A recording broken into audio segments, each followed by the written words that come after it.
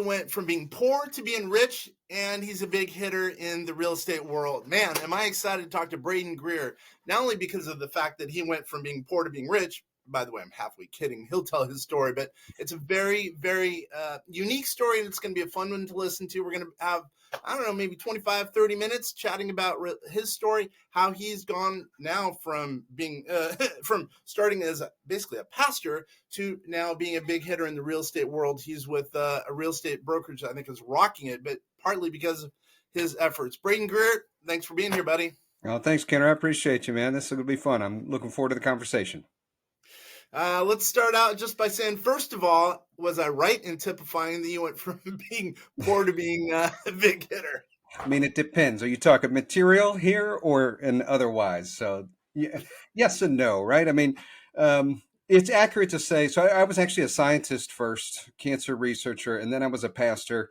I biomedical engineering background. So, 7 years of school just to go out and make about 25 grand a year in the DC area. So that was not really advantageous materially. And then pastoring, neither science or pastoring. You don't go in either of those two careers to make money. That's for sure. And so, it was tight. I mean, it was pinching every penny here, for sure. So, yeah, I mean, it would be very accurate to say we have a lot more now than we did then. Absolutely. Wait a minute, back up. I didn't know you were a scientist because I'm a scientist at heart. So wait a minute. So how did you go from a scientist to a pastor to now a real estate agent and quasi developer, or at least somewhere like that? I don't get that. Yeah, so I always wanted to be an inventor. I always wanted to be an engineer growing up. And you know what I realized? I've been realizing this lately. Somebody should have said, Braden, you're a people person. You are not supposed to be a scientist. Because I didn't find that out until I'm like all the way into it. Several years in, I realized these people like to stay in the lab until 10 o'clock on a Saturday night, and they enjoy that. And I'm just not wired that way.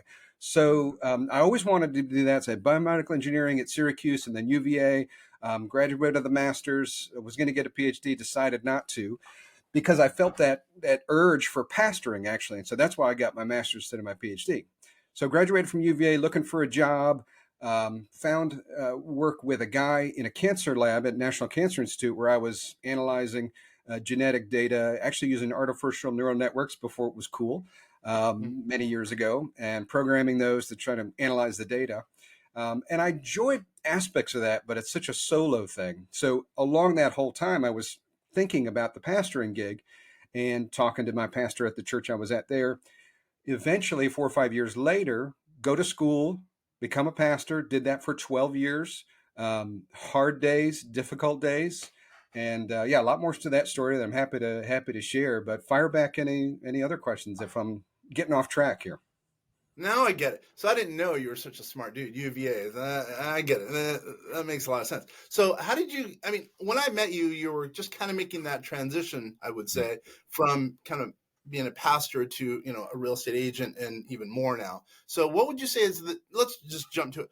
What made you so successful now in your new world in real estate? Let's just jump right to that.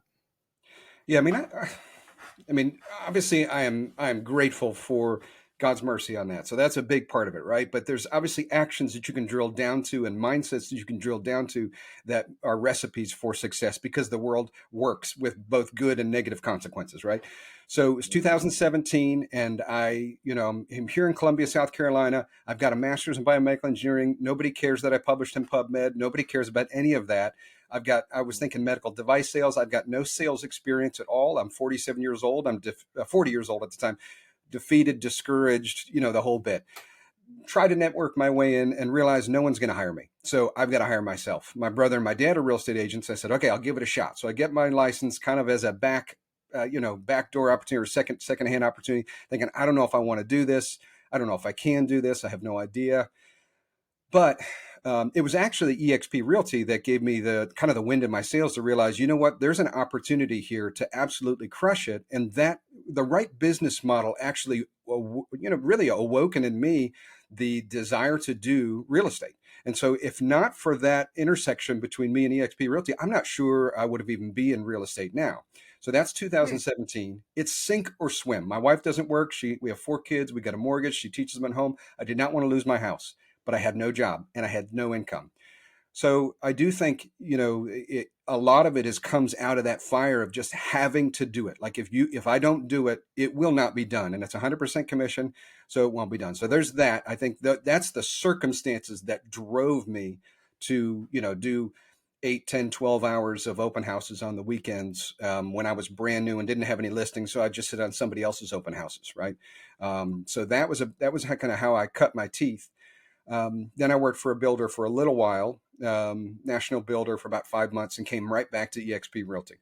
So there's that, and I think that the mindset of just service is really how I believe and how I teach others. I've got written down in my book, business as ministry, as a shorthand for me, just every day. How can I serve my neighbor? How can I help them? How can I serve them? This is huge. This is so important to them. How can I come alongside them, give them the advice they need, give them the consultation? And as a result, people don't even question whether or not to work with you. If you're just that person who's just there to lift them up, to help them achieve their goals in real estate, why would they go anywhere else? And I don't.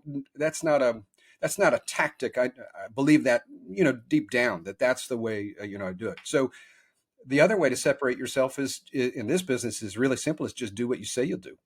I mean, it's so easy. Like, I literally, if I say I'm going to do something, I write it down in my book. It's right here, and then I do it. Right. And if I can't do it in the time I said I would do it, I let somebody know, hey, is it all right if I get you this tomorrow morning? I've had a crazy day. I'm so sorry. And I don't make that a practice. But if you give yourself a deadline and you've told someone else, follow up and get it done. And if you do that in real estate, nobody else, I mean, not nobody else, very few people do that on a consistent basis. So, Yeah, you're right. You're um, totally right. So really, two things. It sounds like one. Well, you're a good guy, but really serve others. Number mhm. one, and then two, do what you're telling people you're going to do. Those are the two things that really have propelled you to have the career that you've had thus far. Yeah. And I do think that service mindset, what that does is it takes away all the anxiety. Because if I'm here to serve other people, then I don't care if they reject me or accept me, because that isn't the point of the game, right? The point is, how can I help them? How can I serve them? So then I'm going to call them up again and again and again for years and say, hey, it's me again. I'm happy to help whenever you're ready. I'm here for you. If you need anything, just let me know.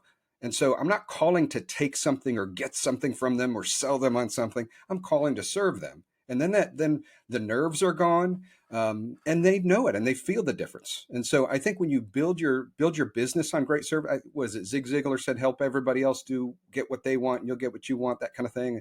I don't even know the quote, but it still sounds a little self-serving to me. But I get it. It is true that if you just serve and help other people. Gary Gold, I was at a conference that he spoke at. He said, "Become their realtor before they need a realtor." You are their realtor before they need a realtor, and that's by just loving and serving, being an expert, their expert until they actually need you. And I think that's great advice, coming Mm. from a guy who sold the Playboy Mansion, by the way. I thought you meant you. I get No, you. no, Gary Gold. Yeah, I got you. But how did you get in front of? Is it because I'm going to ask this? I think I Yeah, might know the answer. Did you get in front of people? Because that's a key, right? yeah. Because you're a pastor, or did you start really with nothing? I mean, no marketplace. Yeah, so when I came down here, I started a church and we got up to about 20, 30 people. And it was not taking root. It was a lot of people that were not able to be there, or sick or difficult. So we weren't really able to build and hit the ground running. It was taking its toll on me and my family as well. So all that to Mm-hmm. say is that connection, that pastoral sphere I had here was really small. I mean, it was really small. So I didn't have that much here. I do think um, genuinely loving people's service. So yes, I think open houses were huge. One year I Okay. made in 19 or 2019, I think it was. I made six figures, which was at that year 1/3 of my income by people I met at open houses. Mm-hmm. So yes, I do think I don't make any cold calls. I don't like cold calls. I don't do a whole lot with internet leads, a little bit. But if I can get on the phone with someone that there's a little bit of trust factor, or get in front of them at an open house or other places, or hey, why don't I stop by? And they know once they sit down, and this is not me. They just know I'm not out to get them, and they know I'm out to serve them and help them. And if they have a question, I just answer it frankly and honestly. And so at that point, I think when you're around somebody that treats you that way, why would you go anywhere else? You got a guy that you trust that sells you a car at a car place. You never want to go anywhere else because you don't trust 99% of the other guys that sell your car. And so, similar Mhm. with real estate, is we're a really non low trust profession. And so, yes, getting in front of them with open houses, meetings, social media certainly helps because they see you, they feel like they know you already, and so all of those things. Yes, I do realize that I need to get in contact with people in order to earn their trust. I understand. By the way, there are in our database we have over 12,000 people, so a lot of people would be seeing this. At least 2,000 agents. Now, you mentioned EXP. We deal with any brokerage, by the way. Are you trying to build a team at EXP? Because I know they're kind of known for building out teams. Yeah, and there's different ways to build out a team. I've got a team of local agents here in town that can just kind of help with the workload or just work with me to help build their business. And most of them Mhm. are somewhat newer. A couple of them are established, but several of them are newer as well. So there's that local, like the team there, and then there's the broader team with EXP that really can be national and international, and that's a more loose-fitted organization basically on your connection and bringing them to EXP. And absolutely, that is one of the business model aspects of EXP that's just really like when you see it, you just can't unsee it. It's like mind blowing. And Mm. and I'm doing some coaching with a guy named Brent Gove this year, some intensive sort of coaching along those lines.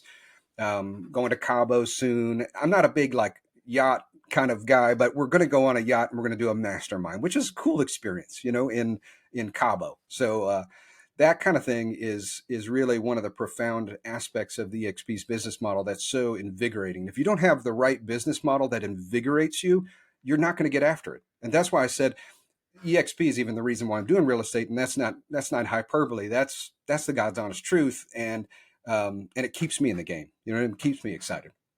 Yeah, you mentioned your model. By the way, if one wants to get a hold of you either as an investor or to buy a house or as a agent, how does one get a hold of you? Yeah, I mean, you can extramileforyou.com, all spelled out. Braden at Extra Mile for You, and then 803-603-9540. Social media, all that good stuff. Columbia is a great spot to invest to, by the way. I've got a lot of people, build to rent guys buying whole neighborhoods, as well as one off investors buying one, two, three properties, Airbnbs. There's just a lot of great opportunities for investment, and I've done it tons of times, so I can kind of help you through the pitfalls. Awesome. Can you go over those websites again, the phone number, etc.? Yeah. Extramileforyou.com is my website. The Braden, four BR, or the digit?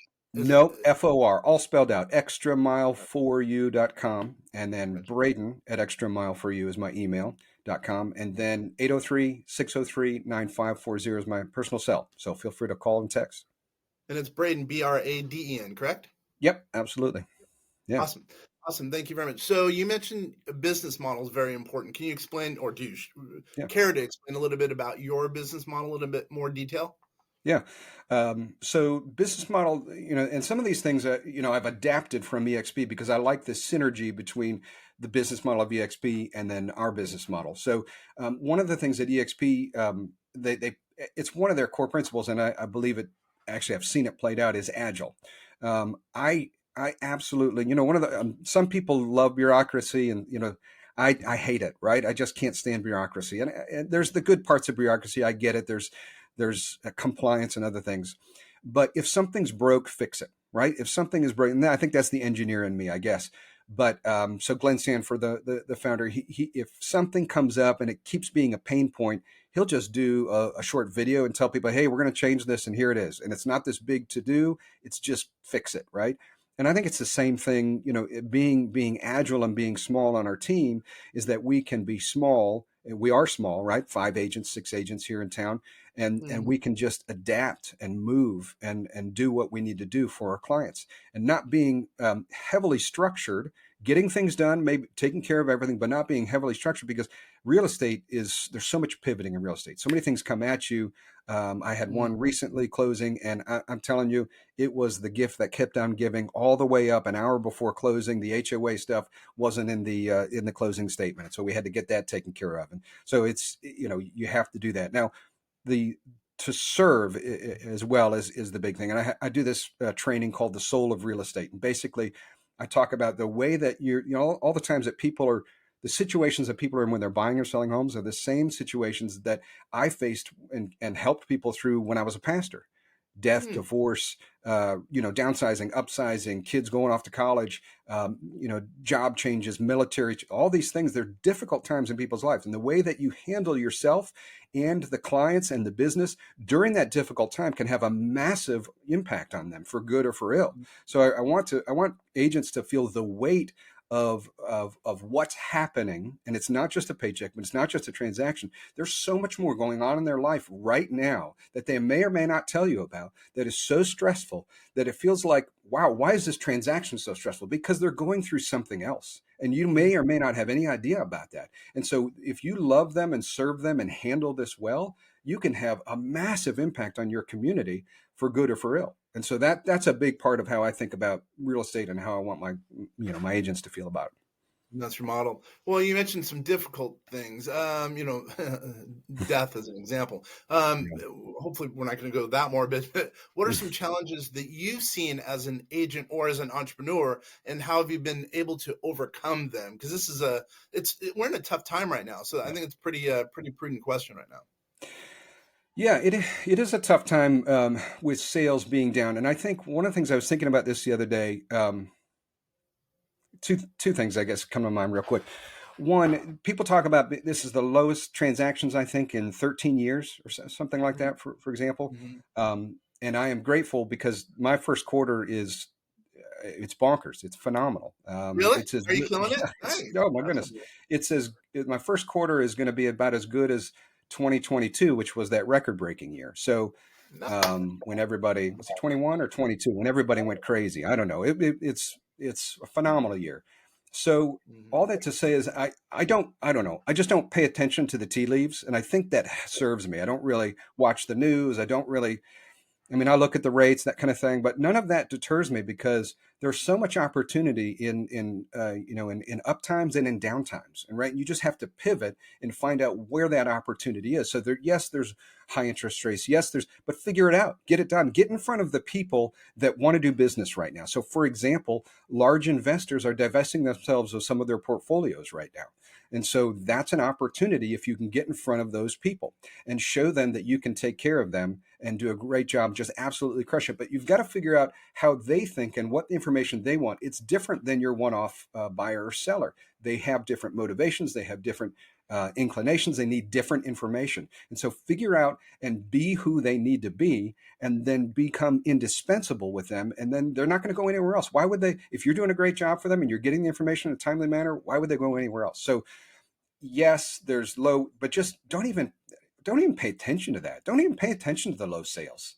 except if it fuels you to double down. Because if there's fewer sales and you want to maintain a certain level of income, then maybe you need to do 3 times the amount of work. I don't know, 5 times the amount of work. You just have to 10x it, right? Like Grant Cardone says. Yeah.